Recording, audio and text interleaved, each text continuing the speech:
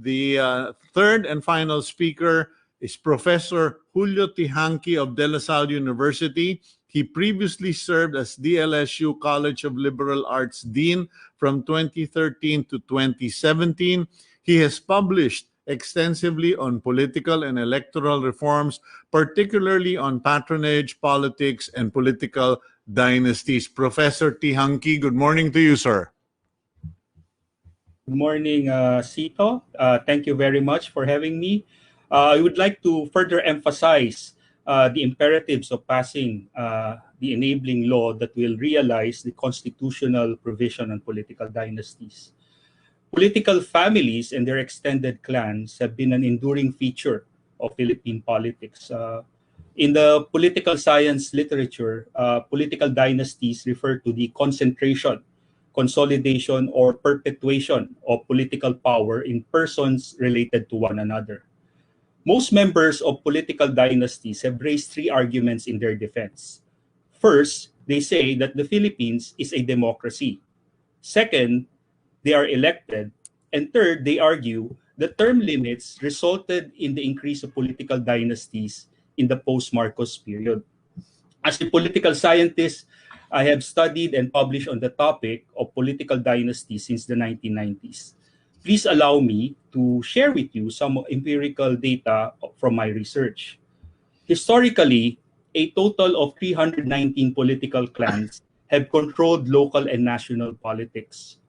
Of this number, 234 or 73% continued to dominate the recently concluded 2019 midterm elections.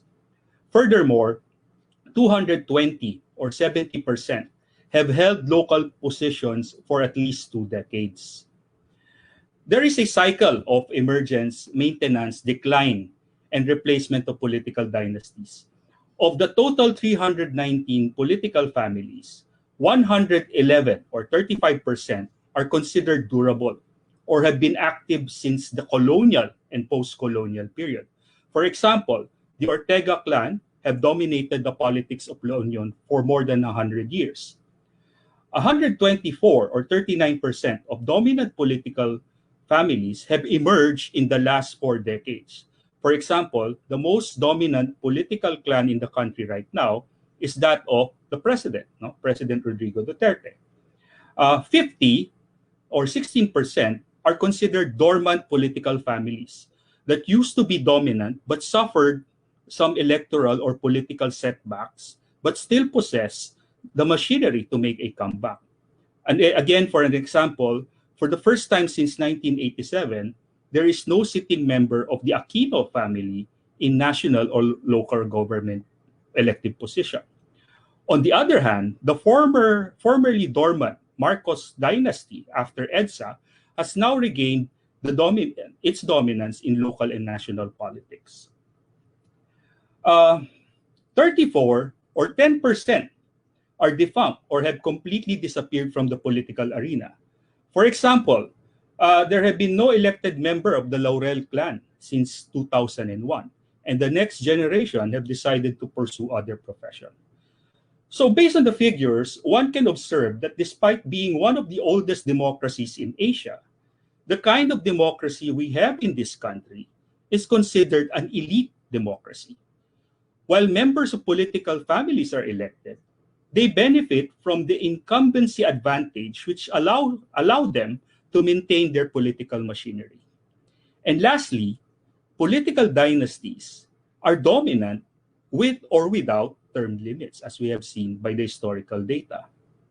Now, according again to the study of the Ateneo School of Government, the average dynastic share for elective position between 2007 and 2016 is as follows: 81% governor, 78% congressmen, 69% mayors, and 57% vice mayor. According to the same study, 70% of the local government official will be dynastic by 2040.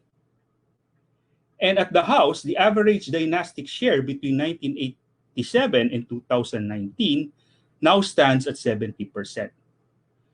A more disturbing trend at the lower house is that The party list seats, which was originally intended for the marginalized and underrepresented, is now being populated by political dynasties.